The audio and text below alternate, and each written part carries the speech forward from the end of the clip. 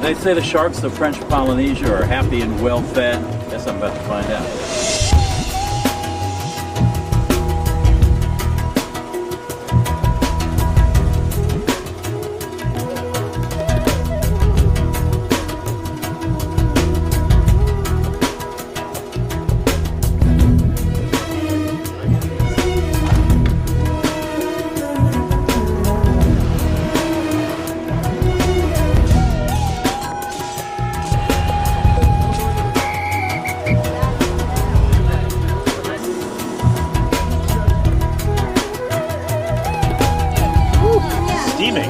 Those will be going in 10 minutes.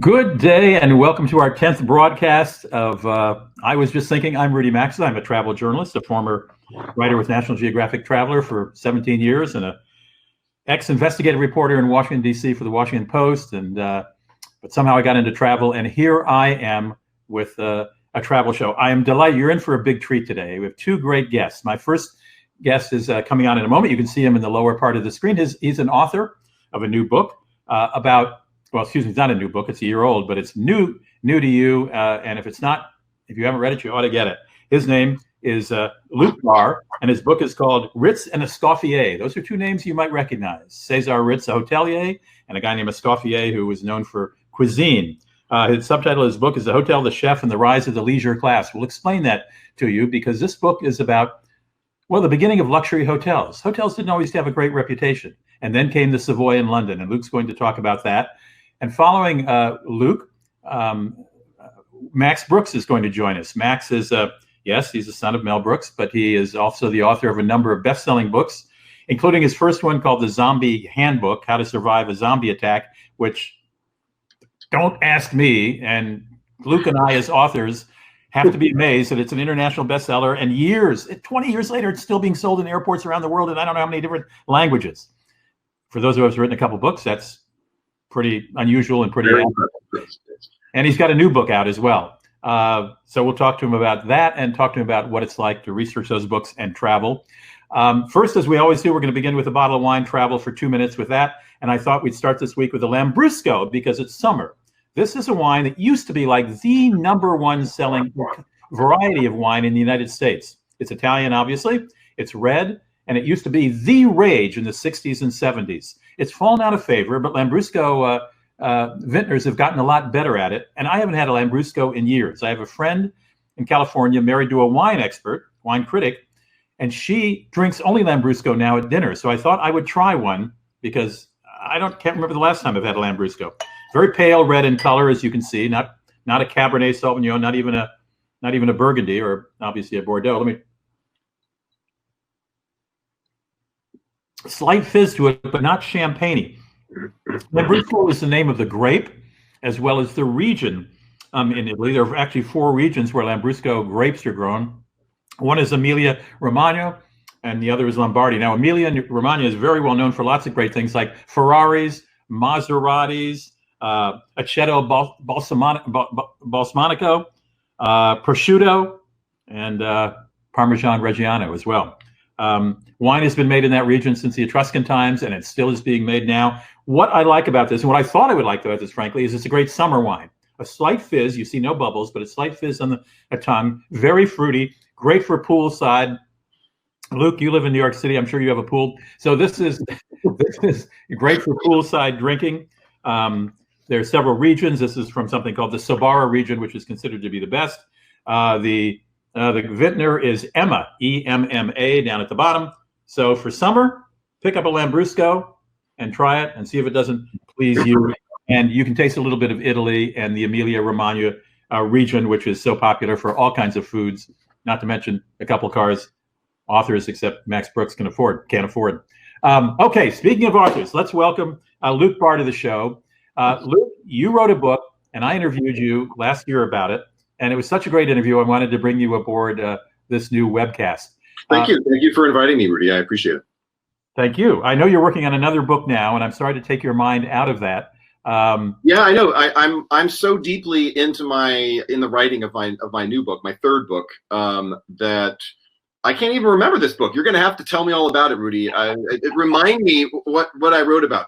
I do remember, fortunately, because I read the book and it made an impact on me. Let me just add, as a writer, I got to tell you, having written a couple of books, how far are you into this? 20%, your new book, 30% maybe? Yeah, I'm in the sort of opening, part one, basically, setting up all the characters and the scenarios.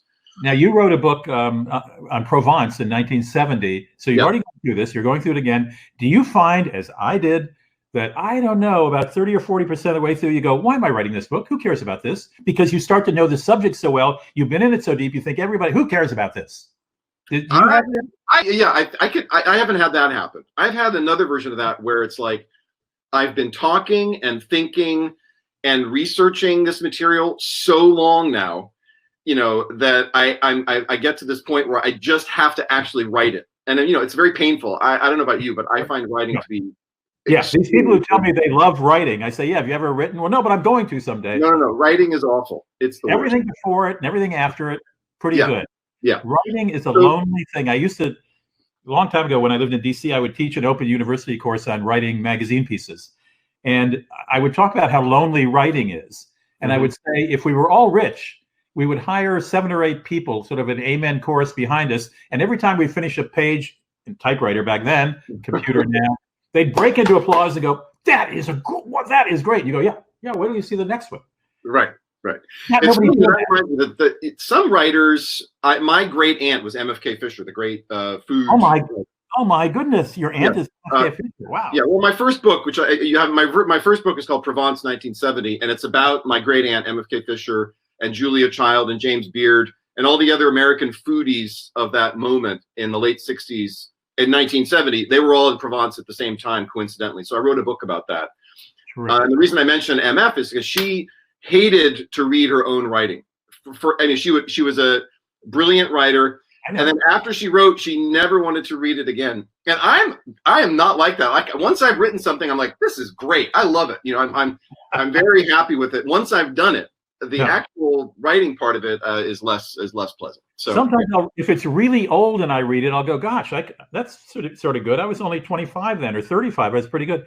Otherwise, I'm reminded of the guy who wrote the Mandingo series of books. You may not be familiar with that. They were bestsellers in the 50s. They were about slaves and plantations. They were really grotesque books. And he used to write in longhand while drinking gin and throw the paper on the floor and have somebody type it up.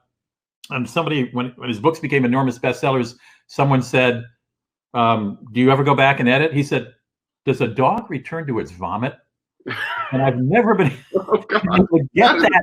That is a very unpleasant image, Rudy. That's a very unpleasant image. I know. Let's move on to hotels. So the Savoy Hotel. What I didn't know until I read your book, and you can expand on this, is that hotels were not, they weren't places coveted to go to necessarily. They weren't classy places. In England, apparently, women who went to hotels had a certain reputation, and they were only in the hotel for one reason.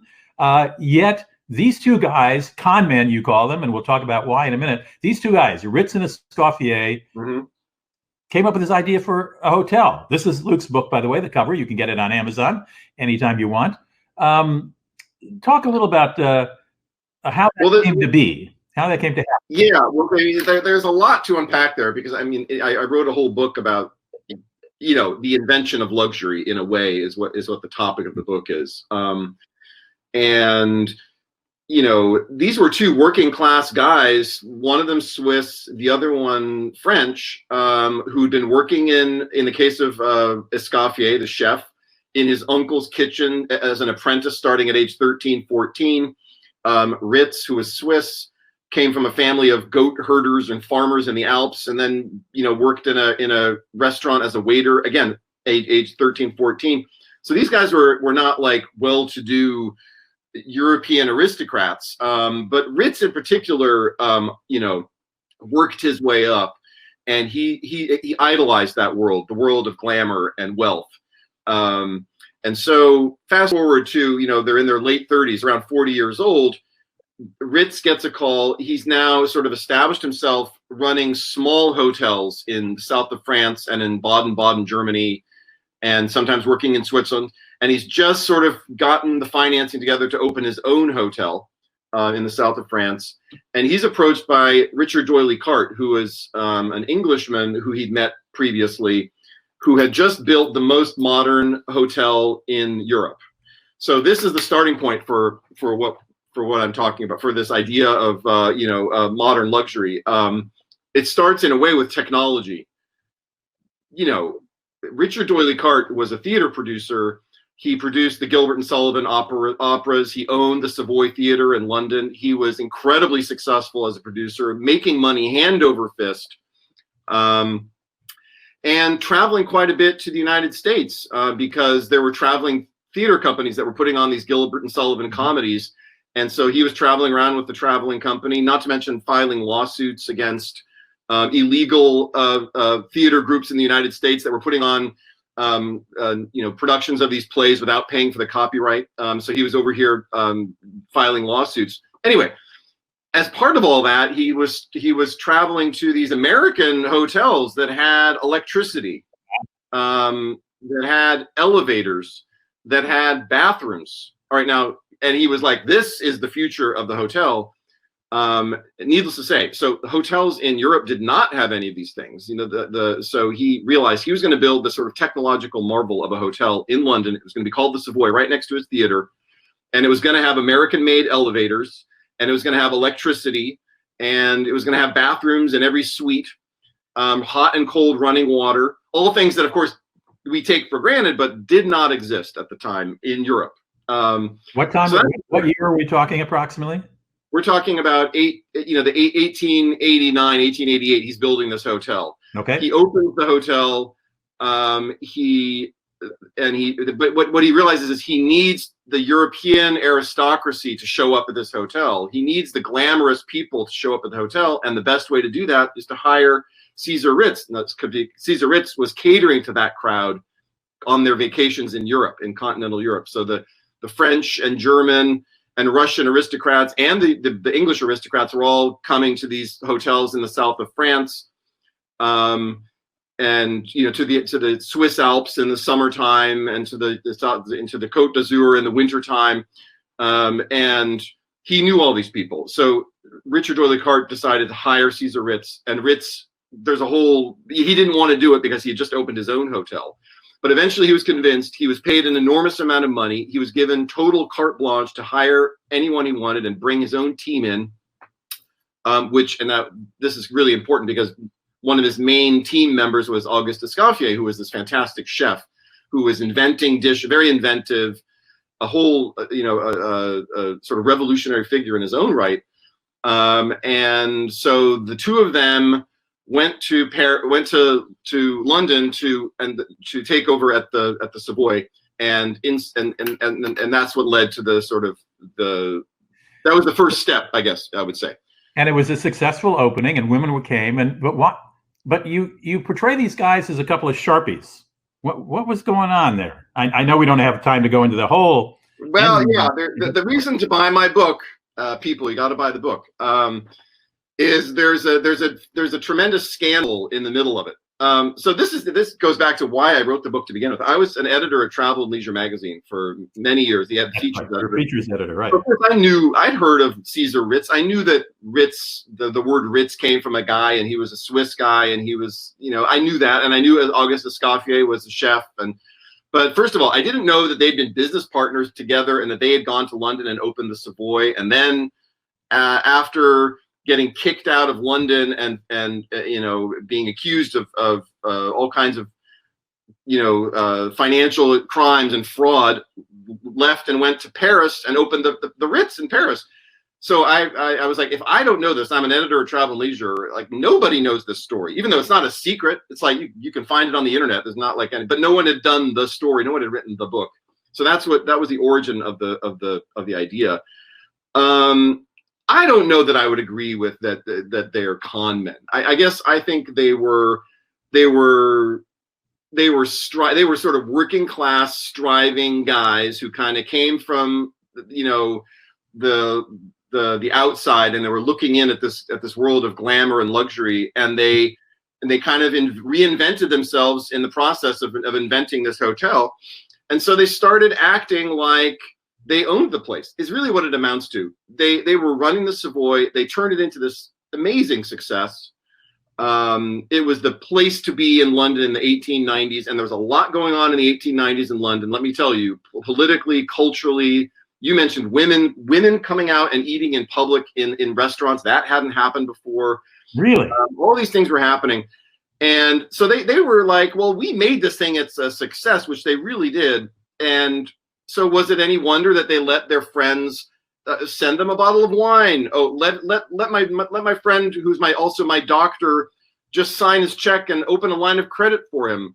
So there were all kinds of things like that, where friends of Caesar Ritz and Auguste Escoffier were able to sign for their checks without ever paying them. There's a huge credit being run up. They were giving out wine like crazy. They were having food sent to their own homes. They were having their laundry done, just like all the stuff that you would do if you owned an establishment like that. Right. Meanwhile, the owner, Richard D'Oyly Carte, his wife was a fascinating character. Helen Lenoir was her stage name. She was an actress. She was his second wife. She was not happy with Ritz just showing up and kind of taking over. For example, he redesigned the whole place. She had been in charge of the interior design initially, the decor. Ritz had very strong and kind of modern opinions about design for the 1890s. He hated doodads and doilies and frill and carpets everywhere and knickknacks. And anything that could be dusty or unhygienic, he hated it. So he wanted wall-to-wall carpet. He wanted paint on the walls and not wallpaper. So he had this whole aesthetic. And again, this ties back to the gender thing I mentioned. You know, the hotel to begin with was sort of like a gentleman's club. You know, lots of leather and dark wood and knickknacks. And Ritz wanted to appeal to women, the modern woman of the 1890s. And he didn't think it should be so clubby and so masculine. So that's there's another whole story, which I won't unpack too much, but about the design of the hotel and how the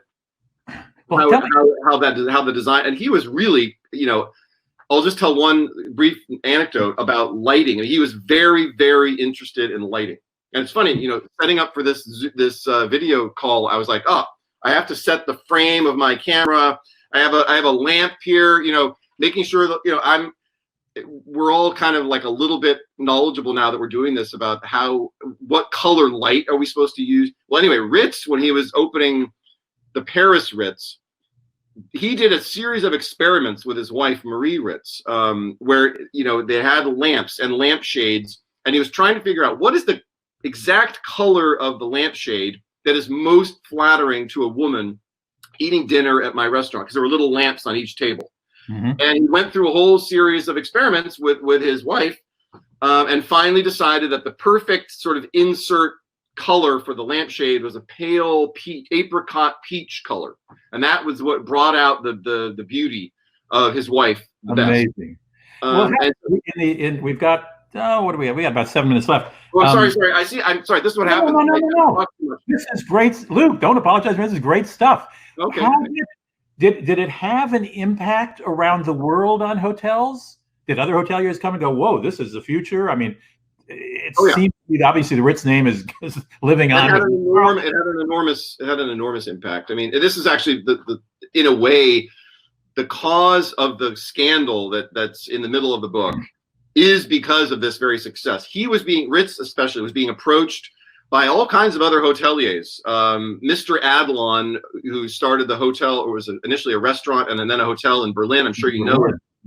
He came to Ritz and said, I'm opening a new restaurant hotel. I need you to be my consultant. So he was taking these consulting gigs all over the place. Meanwhile, he had these rich investors who had invested in the Savoy, and they were like, we should be opening hotels in South Africa. A lot of them were sort of these industrialists who were, you know, owned mines in South Africa, or they were traveling to Cairo, or they thought that there needed to be better hotels in Paris. Everywhere around the world needed this new kind of hotel. So yes, he was getting all kinds of consulting gigs. He was being approached by investors, and in fact, there was a group of investors who said, let's open a hotel in Paris.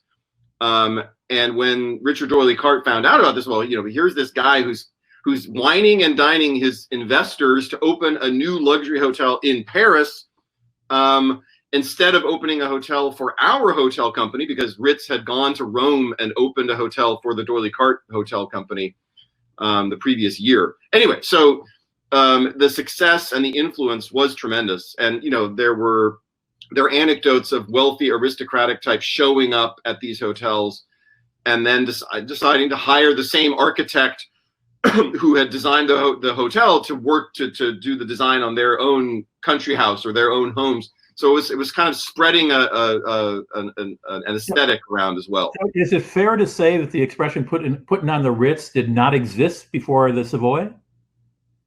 Or the Ritz Hotel in Paris, maybe? No. The putting on the Ritz it's from a song that's from later. I'm not going to know the exact, but yeah, the origin of it is Ritz's name itself, because Ritz became sort of synonymous with fancy. It didn't have a kind of negative, rinky-dink ritzy connotation, which it might have now. Like if you say something is ritzy now, do you really mean that as a compliment, or is that some form of criticism? I'm not sure.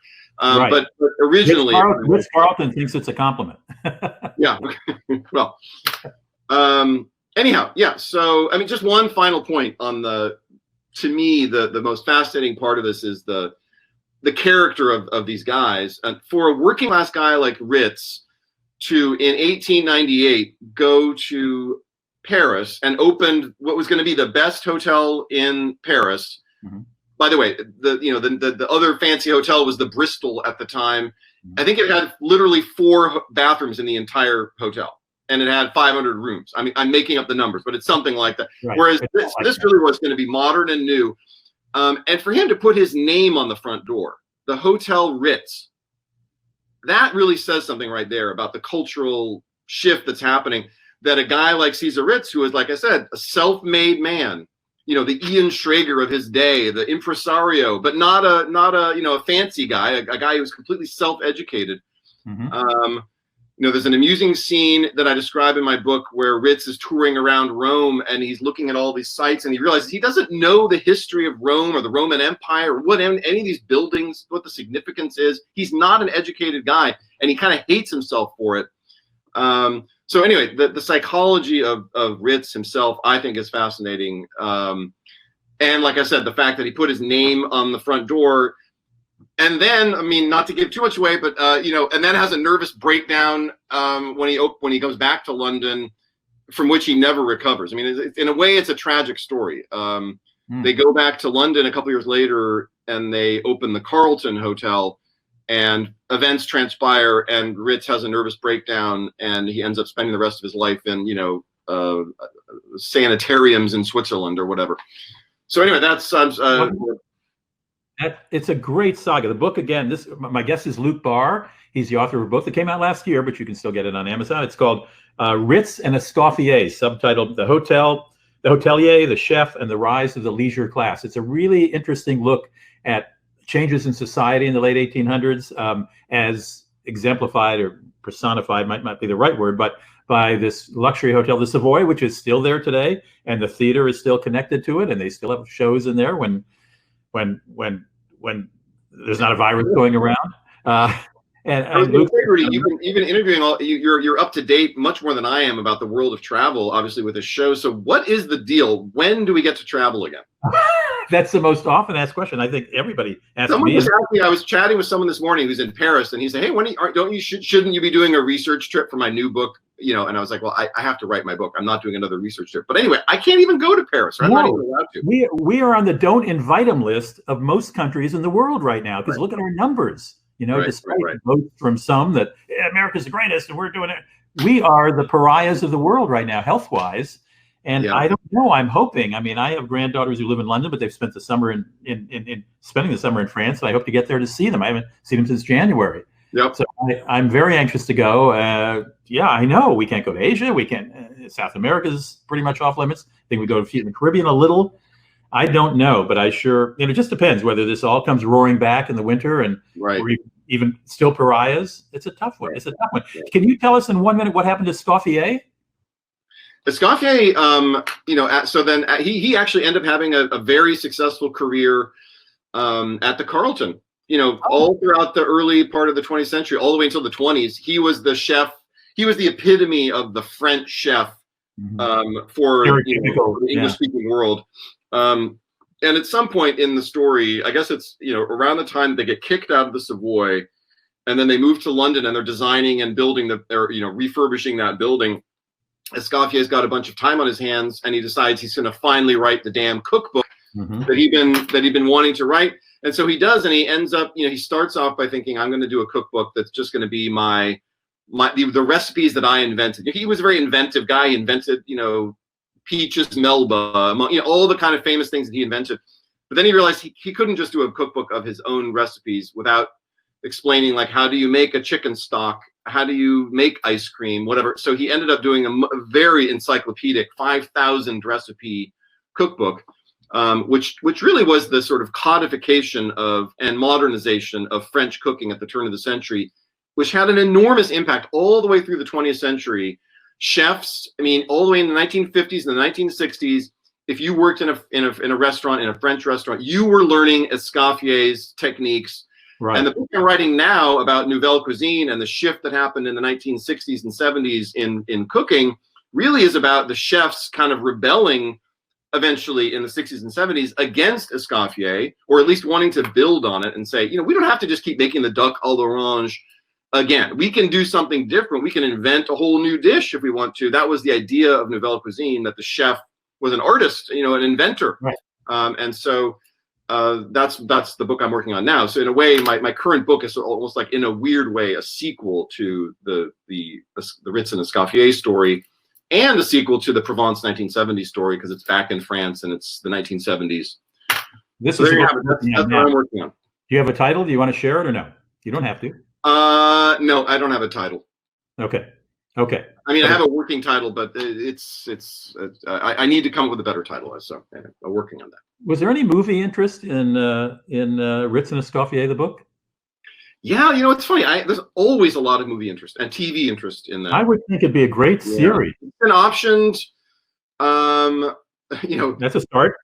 Well, that's what happens. So anyway, it's currently in development with these really interesting guys in New York who are sort of cool filmmaker, producer guys, and we'll see what happens. It's one of those things where over the years as a writer, I've gone through this so many times. I really have I would love something like that to happen, but I don't get my hopes up. I'm just too cynical about that. So they call you up. You can ask Max Brooks about it. I'm sure he's got movie deals galore, right? Well, I know he made a very nice penny on the title for his, as he calls it. I sold him the title for World War Z, his novel about zombies taking over the world. Right. I have that book. I'm working on myself to find it. That's a great book. He said the movie bore no relation to it, and apparently they also paid him a lot for World War Z 2, which has not yet. I don't know. It's on hold, obviously, but they did that quite a while ago. So I think they want something to follow up. I know they call you up and say, "This is incredible. Loved your book. We're going to make a movie." And this happened to be when I was probably 26 years old, and I ran home and told the wife. I said, "Oh my God, our ship has come in. They're making a movie." You get some money when that happens, which is absolutely great. If they option it, yeah, they'll call you. They'll tell you that before they option it, Luke. Before they give you any money, right? Then you got to get them to option it to give you. Well, anyway, it's. But I know what you mean. But I'm glad there is ongoing interest, because I think it would be just a great movie, because they're two. Oh yeah, it's sort of like it has a kind of a Downton Abbey-esque upstairs downstairs potentially kind of quality to it. Are you a most the VIP guest when you go to the Savoy? I haven't been back actually since I was there doing my research. Really? I believe it's funny. I believe they sell my book in their bookstore there. Okay. At some point, I signed a whole bunch of book plates and sent them over. They've never called you or sent you a letter or saying anything. I like I said, I got a very nice communication from them when the book came out, and then they wanted to sell it in their bookstore. They were very nice to me when I was doing the book. However, there's a whole funny story there. This is very in the weeds, but they were not too happy. They're not proud of the scandal. The scandal being the Savoy Hotel fired Cesar Ritz and Auguste Escoffier, the two kind of seminal, who then went away and went to Paris and opened the Ritz. They're not like, that's not a happy memory. And the fact that they were possibly, like I said, they were acting like they owned the place. They were giving people lines of credit. It was 80 years ago. It was 70 or 80 years ago. I know, it makes no sense. It makes no sense. But they were very hesitant, and so as a result, they didn't want to give me access to all the files, and I had to do a lot of kind of digging to get all the information that is in the book. And they were somewhat helpful. I mean, they did let me into their archives, and I got a great amount of stuff out of them, but they're a little cagey. It also has to do with the change of ownership. I don't know the whole corporate intrigue there. They did a massive renovation at some point when the hotel was sold. I can almost remember when this happened because we did a big story on it in TNL. I think it was it must have been in the early 2005, 2008, somewhere in there. There was a massive $100 or $200 million renovation of the Savoy. I'm not getting the dates right. And at that point, they moved their archive, which is a famous, wonderful archive of the whole history of the hotel. They moved that archive off-site to some storage area, and then instead they now have a little. I don't know if you've been there, but they have a little kind of like quasi-museum set up in the loft. No, I've been there many times, but I haven't seen that. No. But anyway, so the material that's in that archive is much more inaccessible than it used to be. So anyway. Well, I'm very surprised you haven't been back as a guest since the book came out or anything at all. I'm very. Like I said, I'm so focused on my new book, Nouvelle Cuisine. It's all in France. I'm interviewing Michel Girard and all the great chefs who are still alive that I can find. Pierre Toigreau is still alive. So some of these. Did you get Bocuse before he died? I'm sorry. Did you get the I sold the book. I sold the book. After he died, so no, I didn't get to. Sold the book. And I interviewed a guy who'd been a waiter there for since late 1970s. So yeah, I'm very focused on that. So I've been so fascinated by your stories that I haven't seen if we have questions from guests here. Somebody's asking me what camera I'm using. It's a computer camera on a surface. Somebody, Alan Carl, told me that yes, Lambrusco should be served slightly chilled. I would say more than slightly chilled, actually. But thank you for that. And another writer says, writing is not for the socially active. No question about that. Any questions on hotels here? I don't see any questions on hotels yet. So we'll leave it at that. All the people will write you after they see it on YouTube. Well, I really, really appreciate your staying on. In fact, I'm looking down at my phone. Max is having a little trouble connecting. So Michael, our engineer, is on the phone. He says, trying to get another device. Oh, no. Oh, my goodness. It's always something. Do you mind if I keep you 5 more minutes? No, that's fine. Okay. Anything you can do to keep me from having to actually work, Rudy. Right, exactly, right. Work on pounding my head against the goddamn paragraph. It's amazing how my apartment needs vacuuming so often when I'm writing, and laundry needs to be done, and grocery store runs. It's the lament of a writer. Good. I'm glad. Speaking of here's a little the importance of having a villain in your story is so crucial. Because I'm writing. I'm not talking about novels. I'm writing nonfiction. These are true stories. But even when you're telling a story that's true, you need a character to fill the role or to sort of to be the antagonist in a way to your hero. Otherwise, you don't have any drama. Never thought about that, but you're right. In the case of Ritz and Escoffier, when I was doing all that research, the more I discovered about Helen D'Oyly-Carte, or Richard D'Oyly-Carte's second wife, the more I realized this was she's not a villainous person. She's a perfectly, fascinating, very well educated, one of the very first women to graduate from college in London in the 1850s, I think, 60s. Very beautiful. But the sort of that she was the second wife, and she was very ferociously protective of her husband. And she's the one who then, became suspicious of Ritz and Escoffier and ended up, hiring, receiving a sort of a document. She got a document delivered, an unsigned document. It was signed "One Who Knows," and it was a list of all of the sins of the bosses of Ritz and Escoffier, everything they did wrong, allowing the waiters to take kickbacks from selling cigars to their client, whatever, all kinds of insider stuff like that.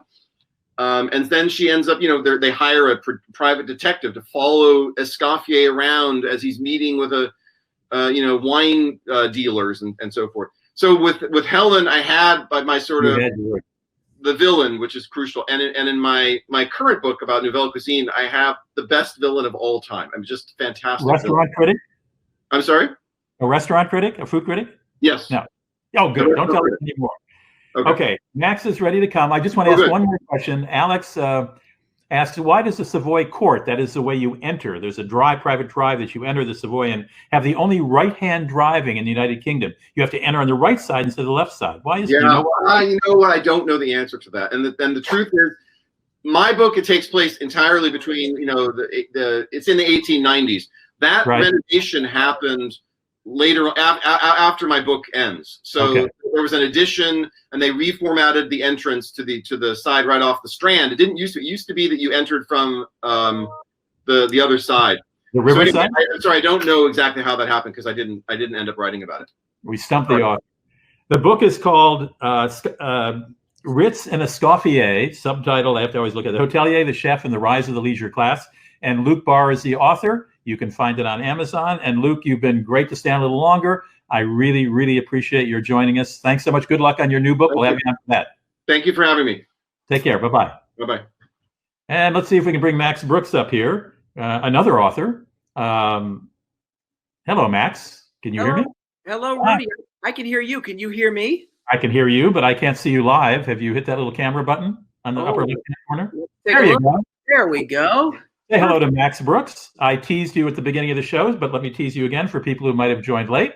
Max Brooks is an author and of many things, several books. You may have known as one of his best. Well, let me tell the story. Tell it. So I'm in Los Angeles, and I'm working on a radio show called The Savvy Traveler, which was a public radio show. And my producer was a lovely woman named Michelle Collis. And one day Michelle said, I'm dating this guy. I think he might become my boyfriend. Maybe he had already become sort of a boyfriend. I want you to meet him. Can you go to lunch? I said, sure, I'd love to. So we go, and I meet Max. He was in his early 20s. And he tells me that he is I said, what are you working on? Well, I'm writing a book on how to survive a zombie attack. That's right. And I didn't quite know what to say to that. And later, when I got back to the office, Michelle said, well, what do you think of Max? I said, well, I like him. He's really funny, a really nice guy. But this zombie book, I mean, come on. This is a little, I see this as a risky proposition, this guy. He's going to write zombie books. He's never going to make it. The zombie handbook, survival handbook, the zombie survival handbook, there it is. That book, the zombie survival guide, has been translated how many languages, Max? Oh, God, at least a couple dozen, I think.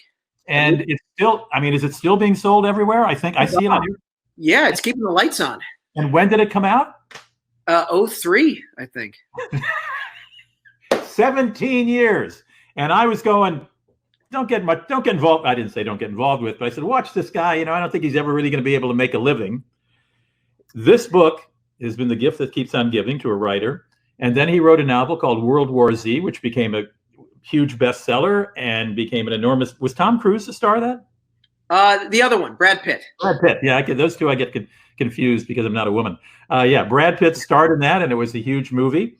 And he just came out with a new book. Oh, do you want to show a picture, Michael, of World War Z? You got that on your little computer there, on your big computer, or your little one, whatever. We'll see it in a moment. And he's just come out with a new book that we'll talk about in a moment. But of course, this is a travel show, Max. And I wanted to talk to you a bit about. I know your next book, your new book, is set in the Pacific Northwest. Correct. And when you, I'll ask you about zombies in a minute. But for the new book, something very, very terrible happens in a commune? I guess we call it. Oh God, no, please, no. Small town? Commune is for dirty, filthy hippies living off the grid. It takes place in the high-tech, high-end eco village. This is not this book. This is one of the many. I'm sorry, Max, to interrupt you, but because it's on the screen, we have to explain it. This is one of Max's very scary books. We call it you don't call it a comic book, do you? Well, I do. There's no shame in that. All right, there's a comic book. Yeah, exactly. It looks like this inside. It's very scary. Max has a very dark mind. I reread this morning, my copy. Oh boy. Anyway, maybe the other book you can show, the new book we're talking about. Yes. Which takes place in a high-tech, I haven't read it, obviously, because it just came out yesterday, actually.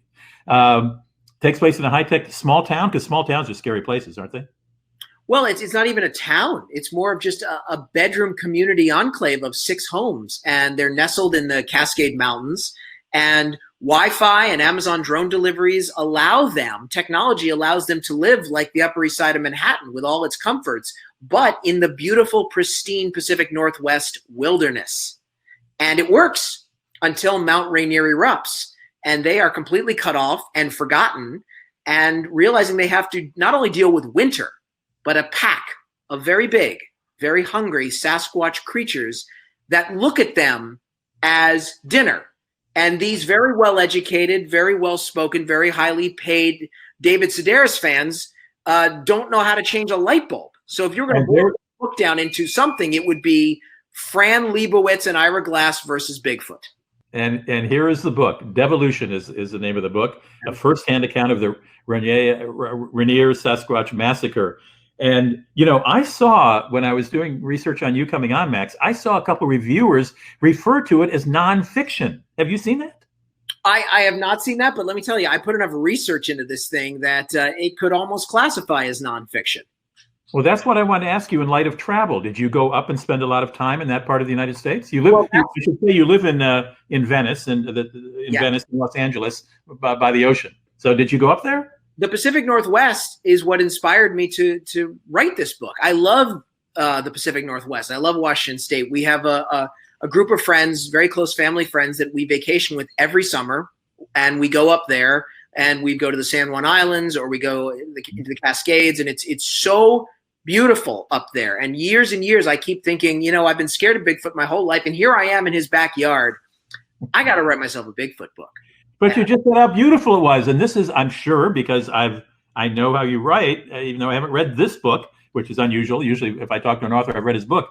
I'm sure it's scary. I'm sure it's I know, because I've read reviews. It's terrifying. But you love the Pacific Northwest. How do you make that switch from, why not a lovely book on, a summer in the Pacific Northwest, like a year in Provence book? Well, this is the thing, Rudy. This is a travel show. Let's talk about travel. All my books have to be exhaustively researched. And part of the research for this book was to go back to the Pacific Northwest and try to actually hike into the place on Google Earth that I had placed my fictional village. Because the premise is, if they're cut off, why couldn't they just walk out? So I had to prove they couldn't. Well, guess what? You get off the beaten path. You can't just walk out of there. You can't walk in. That is a rainforest, and that is punishing, unforgiving terrain. And here's the thing. I went up in the summer every year when it's beautiful and idyllic. But I've been told the weather changes on a dime. And now I know it sure as hell does. And let me tell you, it goes from being this pristine Garden of Eden into a dark nightmare world within 24 hours. Perfect for Max Brooks, right? Exactly. I mean, let me tell you, I got there and it was still beautiful. It was the Pacific Northwest that I remember from our summer vacations. And then I woke up the next morning and the icy fog had rolled in, and suddenly I was in the book. That is great. Now, I should say, you commented on extensive research you do. I know the book that I poo-pooed, or I should say belittled, when I first met you to your girlfriend, not to you, of course, because I was too polite. But when I said, this zombie book, a handbook guy, right. You researched it so thoroughly that now, as I understand it, if you still are, but for a while you were lecturing at the Army War College, or where was that? No, I am an active non-resident senior fellow at a military think tank called the Modern War Institute at West Point. And part of my duties is lecturing to the cadets on creative thinking. Because let me tell you, after 20 years at war in Iraq and Afghanistan, the old Prussian way of war does not work anymore. And the Army knows this. They've lost too many people, and they're trying to be creative. They're trying to think outside the box. So they're reaching out to minds that think creatively for a living. So I am at the crossroads of creative thought based in reality. I base all my books on fact. I can't even imagine how I would prepare a lecture if given that assignment. There it is, the Modern War Institute. Well, I'll tell you, one of my lectures, here's an example, one of my lectures. Yes. I brought in the rifle that my father carried in World War II, the M1 carbine, one of the best rifles ever made, not designed by the Army. It was designed by a cop-killing bootlegger in prison. And the hero of the story, the reason I gave the lecture, the hero was the warden who saw this guy sketching out this gun and said, I'm going to let you build a prototype in our metal shop, supervised. And when the prison board said to the warden, if this guy tries to escape with the rifle that you let him build, what are you going to do? And the warden said, I will serve out the rest of his time. And so from that story, we learned that creativity is not just coming up with good ideas, it's championing good ideas. Fascinating. And when you give college, university lectures on zombies, you get questions like, will a copper bullet stop a zombie, or all kinds of weird questions, don't you? I get very hardcore zombie questions. What's the skull penetration of a .22 caliber round at 100 yards? How much water should you pack versus just a water filter? How many people should be in your group? These are all real questions, because what we're really talking about, Rudy, is disaster prep. Because that's really what I write about. I write about adaptation in the face of disaster, but I use fiction as the way to teach it. Because if you're just lecturing to somebody, you're either going to bore them to death or you're going to scare them away. So tell them a fun story and then educate them without them realizing that they've been taught. But for being Mr. Darkness in this case, you have a lovely wife. He did marry Michelle Colas. They have a lovely son named Henry who just graduated from the 8th grade. I have been to his house. It has regular furniture and regular stuff and not scary stuff all over the place. You do not have a bomb shelter 20 feet under the earth. But no, because I don't get scared by what I write. The writing calms me down. See, Rudy, most people, normal human beings like you start out calm and happy going about your merry way, and then you hear about a crisis and then you freak out. Right. Well, that's what happens. That's your journey. I start out at freak out, but the more I learn about the crisis, the knowledge calms me down, because then I know what I'm dealing with. It's the same thing when I was writing for Saturday Night Live right after 9/11. We had anthrax in our building. Everybody else was freaking out except me, because I was already scared of diseases. And my mother was a closet scientist, and she taught me about germs. So I knew what I was dealing with. Anthrax couldn't scare me. I knew what it was. So COVID-19 must be having what effect on you? Well, as long as you do what you have to do, it can't touch you. This is the frustrating thing about this horrible pandemic that at this point has killed more Americans than World War I. It is stoppable. It is manageable. Every death that we've had so far has been an unnecessary one, because all you need to stop this horrible disease is good social distancing. If we'd locked down the country for 3 weeks, and I mean the whole country, everything, nobody goes anywhere, nobody do anything, all at once, bam, there would have been no place for this virus to go, and it would have died out. And countries like Thailand with 71 million people and like 80 deaths, and Singapore and even South Korea and Japan have proven that to be true. You made something that went viral everywhere on YouTube and probably on Facebook and everywhere else with your dad, the actor, the comedian, writer, actor. What isn't he? Mel Brooks. Can we run that, Michael? Do you have that video from ABC News available? I guess he's working on getting it up right now. By the way, how is your father? How is Mel? Well, Mel is fine. He's 93. He's about to be 94. And we're going to have an amazing, lovely celebration of waving to him through a window, as you'll see in this video. And that's what this is. Go ahead, Michael, roll it.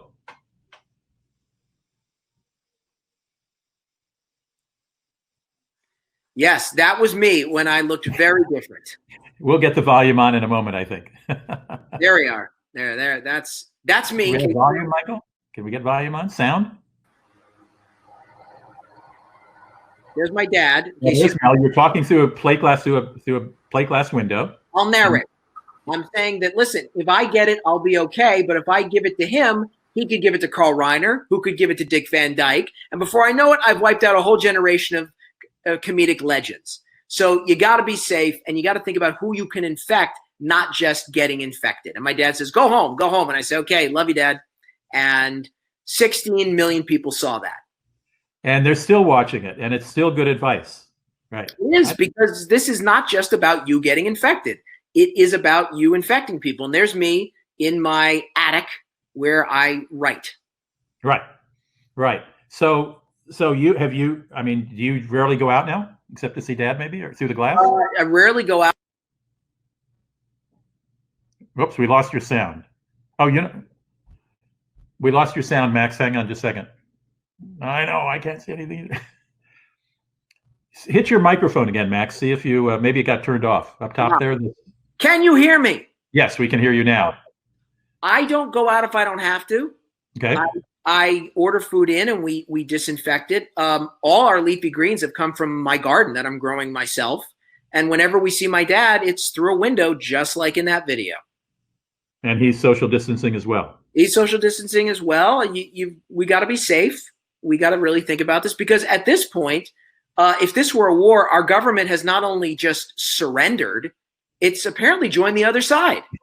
So now we're sort of fighting a guerrilla war against this virus, where it's every man for himself in little groups trying to stay alive.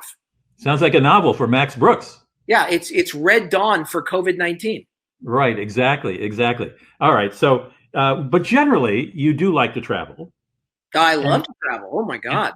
And we have a thing called Places of the Heart, where we talk with someone about where they go to R&R, rest and recuperate, where they go to gather their thoughts, maybe their family, maybe alone.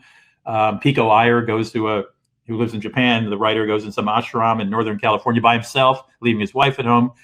How do you travel? Where's your place of the heart? My place of the heart, I would have to say, certainly since our son was born, has been the San Juan Islands. In the state of Washington, right? State of Washington, right, in Puget Sound. Those islands are so beautiful and so peaceful, and there's nothing like just sitting out on the deck with my knife, just whittling a piece of wood and using the shavings for kindling to start a fire. It's a magical place, and also a place of plenty. My God, I mean, you can dig clams right out of the beach and catch fish and trap crabs and my God, I make my own salt from the pristine seawater. Oh, I mean, what a place to just breathe. I love it. All right, we have a couple questions for you. Why did you grow up scared of Bigfoot? Asked Sandy. Well, Sandy, when I was a kid, I'm 48, and I grew up at a time when there was the Bigfoot craze. And I was a little kid. I didn't know that when I was watching some faux Bigfoot documentary on TV, and this tall, deep-voiced Gentile named Peter Graves was telling me, the facts that presented are true. This is the most startling film you've ever seen. And it was.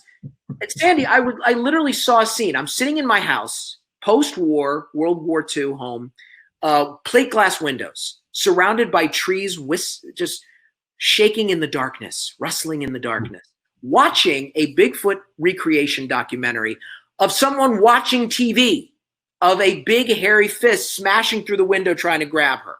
Tell me, would that scare you? And it's seared in your memory? Oh my God. To this day, I still think of that scene. Go on YouTube, everybody, and watch The Mysterious Monsters, narrated by Peter Graves, and look at the recreation of Rita Graham being attacked in her home by Bigfoot. And that'll do it for you? That sure did it for me. Never got past that one. Does your new book have a happy ending? Does anyone survive in this six home little alcove? I will say that all my books are hopeful. I'm not a doom and gloom guy, because what's the point? You got to be a fighter. You got to work for a better world. I'm optimistic because I have to be. What other choice do we have? Movie interest in this book? Well, the funny thing is, Rudy, I wrote it as a movie originally, and I sold it to Legendary, the big company. They make Batman and Godzilla, and they loved it, and they hired a writer and director, and the project really didn't go anywhere. But then later on, this amazing woman that I married, who used to be your producer, said to me, you need to get the novel rights back. And I did. And then I wrote this book, and now the movie's back on. There's a script that's been written, and they're trying to get this thing made. So who knows? Could be. What about World War Z 2? I know that the World War Z 1 producers wanted to do a sequel, and I don't think you were involved in that editorially as far as writing it, were you? I wasn't involved at all. Let me put it this way. When it comes to the World War Z movie franchise, I have more of a say in who's going to be the next president of the United States. Okay. I get a vote then. Yeah, you once told me they paid for the title, basically, and they, right. Pretty much. But that was a good thing. I like that because I didn't have to watch my story get ruined. Instead, they just ignored it. So, yay. Is World War Z 2 on the horizon? Do you have any idea? I have as much knowledge as you have. So let me know when you find out something. All right. Where else do you I know your family has a beautiful home on Malibu, or you did. I don't know if you still do. Well, we rent it every summer because the money that you make from the Malibu rental pays for it. Because let me tell you, a home on the beach is, things rot and rust very quickly. So by renting it in the summer, we then get to use it for the rest of the year. And you do find some, I presume, some refuge there. Yeah, I do. The problem is, Malibu is always a death trap between the fires, and there's only one road in and out. So, that's one of the reasons that when we moved back from New York, we didn't even consider making that our home, because if you get stuck there, you're stuck. See, Max, I don't think a whole lot of people who live in Malibu, or at least came from New York and looked at Malibu, thought that. I think they saw the ocean, the beach was right at their doorstep, cool rows of houses, famous people around. Only you would go, we could be trapped here. Well, I was raised by a very smart woman who grew up in the Depression and a father who fought in World War II. So thinking about what could go wrong was never far from their train of thought. All right. So tell the story about camping, what you wanted to camp as a little boy and what a worry your dad is. This will demonstrate your father's concern for things. Yes. I wanted to go camping in the backyard. My dad was terrified. Rightfully so. Yeah, he still does live next to a golf course, which is right next to the mountains. With a big fence. And the coyotes come down from the mountain and go right across the golf course. And by the way, recently, they came right up to the back of his kitchen door. And they're big and they're scary. And my dad was terrified. Maybe they saw the YouTube thing. Yeah, maybe they did. Maybe they were trying to wish him well. But when I was a kid, he said, wait a minute, I'm not so sure about this. So there was a lot of family discussions and convincing, and he finally let me sleep in the backyard next to the golf course. And thank God, no coyotes. But next to the house, too, where he could see you. Yes, he could see me, but then he would be up all night. And I think the last time my father stood watch in the middle of the night was World War II. Oh, my gosh. Do you have another book coming in mind? I mean, there's other things I'm always working on. I don't like to tip my hat, until it's, I can't tip this hat now because I have 4 months of plague hair that has yet to be cut. I'm starting to look like I looked in 9th grade. Are barber shops not open yet in Southern California, or you just don't want to go? There might be, but you know what? I think right now, after all the protests, after all the stores and the bars and everything opening, let's wait a couple weeks. Let's see what the numbers in California do. If they level off, if they go down, yeah, I would love to get shorn. But if they're spiking, then oh well, I'll get out the clippers and do it myself. Well, I have no doubt that you have a lot of other fears in your mind that you'll be able to mine for scary comic books like the Extinction Parade. Catch the Extinction Parade. He's got a series of 5 books, five of these short comic books, lavishly illustrated. I know who does it by name, but who is this person? Oh, Raulo Caceres. He was an amazing artist. My only problem with Raulo was he's European. He's Spanish. He lives in a condo literally above a nude beach in Spain. And so everybody was naked in everything he drew. And I kept saying, Raulo, this is an American audience. We have a weird puritanical streak. And Raulo kept saying, I don't understand. You in America, you can show horrific, horrible violence, but you can't show a nipple. And I said, exactly right. Decapitation good, nipple bad. Welcome to America. Well, there is plenty of decapitation in the Extinction series. There's plenty of innards spilling out of people's stomach. Oh, it is spooky. Well, good luck on your next project, Max. The new book is called Devolution. De-evolution or devolution? I pronounce it devolution. It's fine. I'm not particular. Just buy it. It's called Devolution. It's a novel, despite what one critic named as nonfiction. I couldn't believe it. done by a very brilliant writer, a genius, and of course the zombie. There it is. There's the new book that just literally came out this week from the publisher. I thank you, Max, for taking time out of your schedule. I know you're going to be on the promotion circuit for a while, but thank you for sharing right out of the box your time with us. Appreciate it. Thank you, Rudy. Take care of yourself. You as well. Listen, I've got to say goodbye, but we're coming up next week, and we've got a couple equally interesting guests. Maybe not as interesting as Max, but who is? We're going to have a couple of showbiz people on and talk about what it's like being on the road for showbiz. We're going to have Kurt Fuller. He's an actor in California, and if you don't recognize his name, you will recognize his face. He was in Wayne's World. He was in Midnight in Paris, Woody Allen's movie. He is in so many TV shows. As soon as you'll see him, you'll recognize him. A very funny guy. And then a stand-up comedian who is going to join us, named Derek. And he's also one of America's foremost close-in magicians. He does magic right in front of you. Maybe we can get him to do a little magic for you. So that's next week. Stay tuned for that. Then we're going to take July 4th week off, but we'll be back after that. So see you next week. Thanks for stopping in today, and have a lovely week. I'm sure we will all travel again soon. Take care.